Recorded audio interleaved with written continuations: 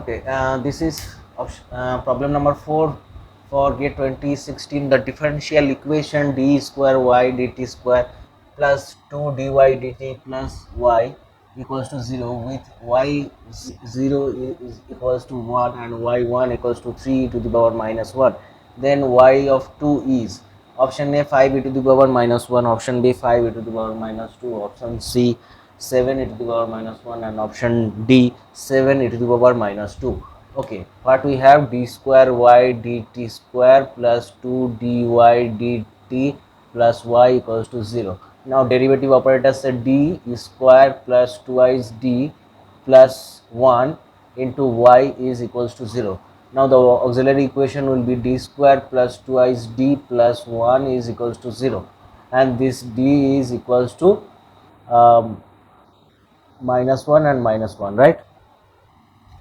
Now if the two roots of the differential equation are same, then this will be y is equals to c1 plus x of c2 into e to the power minus this means this root means minus 1 into t, right? If these two roots are not equal, then it will be c1 e to the power minus means a t plus c2 e to the power bt. If the roots are a, means a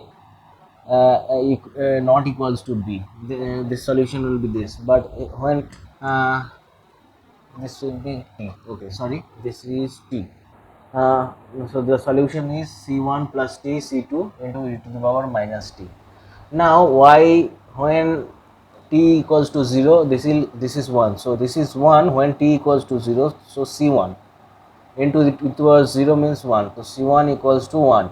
And when the, t is equals to 1, this is 3 e to the power minus 1 when t equals to 1, so c1 plus c2 into e to the power minus 1. Okay, so if I cancel it out, and we have c2 is equals to 2, so y is equals to c1 means 1 plus t 2t